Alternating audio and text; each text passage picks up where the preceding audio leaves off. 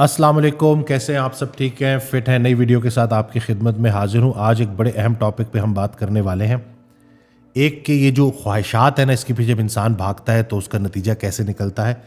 हज़रत वासिफ़ अली वासिफ़ रहमतुल्लाह का बड़ा प्यारा जुमला है कि महदूद ज़िंदगी को लामहदूद ख्वाहिशात अज़ाब बना देती हैं। इसकी मिसाल मैं ऐसे दूंगा कि जैसे आपको कोई चीज़ पसंद आ गई बाज़ार में, कोई ख़ातून है, उनको कोई सोने का सेट पसंद आ गया।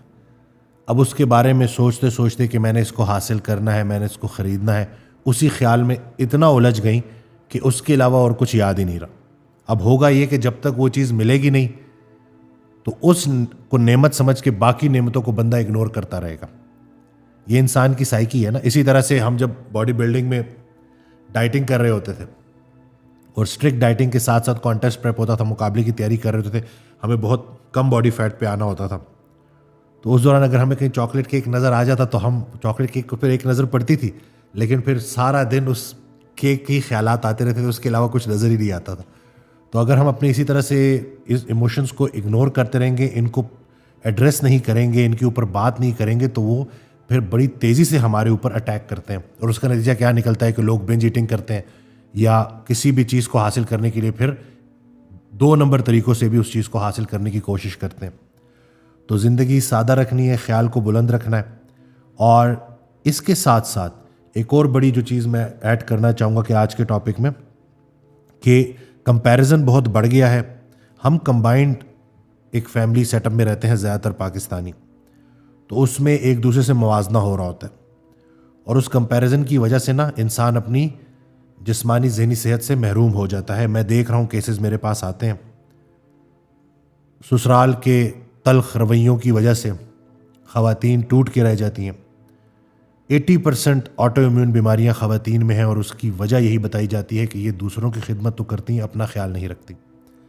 इनकी मिसाल एक ऐसे इंसान की है कि जब भी ये शीशे में खड़ी होती हैं तो शीशे में इनको लोगों के तल्ख रवैये, नफ़रतों की वजह से उन लोगों के बुरे बुरे चेहरे नज़र आते हैं, अपना चेहरा नज़र नहीं आता, और माजी के पछतावे नज़र आते हैं। उसकी वजह से शीशे में वो जो देख पा रहे होते हैं अपने अलावा बाकी तमाम बुरे मनाजिर, तो उसका नतीजा ये निकलता है कि वो लोग अपने मुस्तकबिल से नाउमीद हो जाते हैं।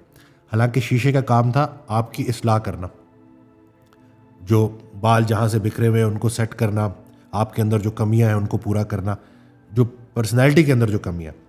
तो नहीं कि जो इंसान ऐसे बुरे लोगों के बुरे रवैयों की वजह से आईने में उन्हीं का अक्स देखेगा और नेगेटिविटी के अंदर रहेगा, वो अपनी इस्लाह छोड़ जाता है।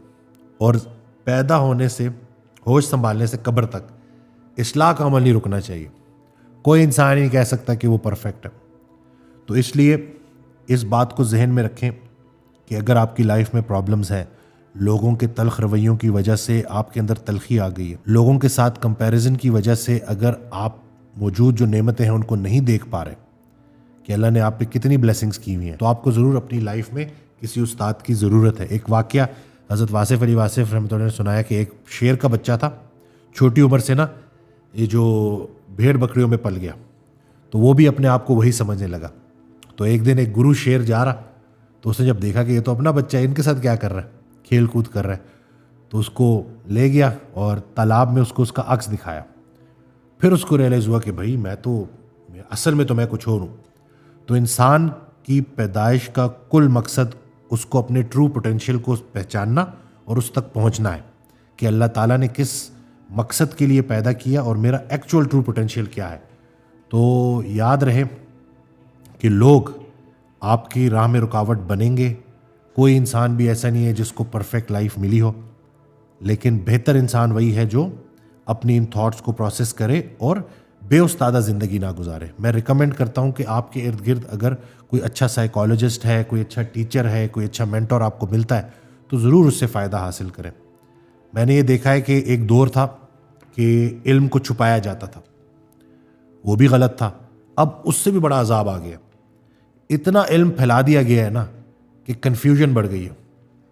एक तरफ आप देखेंगे एक डाइट के फ़ायदे आ रहे होंगे, दूसरी वीडियो देखेंगे उसी डाइट के ख़िलाफ़ बातें आ रही होंगी।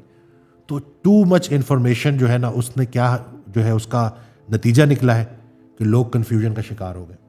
इस 60-70 साल की ज़िंदगी में अगर आपकी कन्फ्यूजन दूर ना हुई اور آپ ایک اچھی طریقے سے زندگی نہ گزار سکے تو انسان اس کے اوپر افسوس ہی کر سکتا ہے. پھر میں امید کرتا ہوں کہ اس ویڈیو سے آپ کو فائدہ ملا ہوگا. چینل سبسکرائب کرنا نہ بھولیے گا. دعاؤں میں یاد رکھیے گا.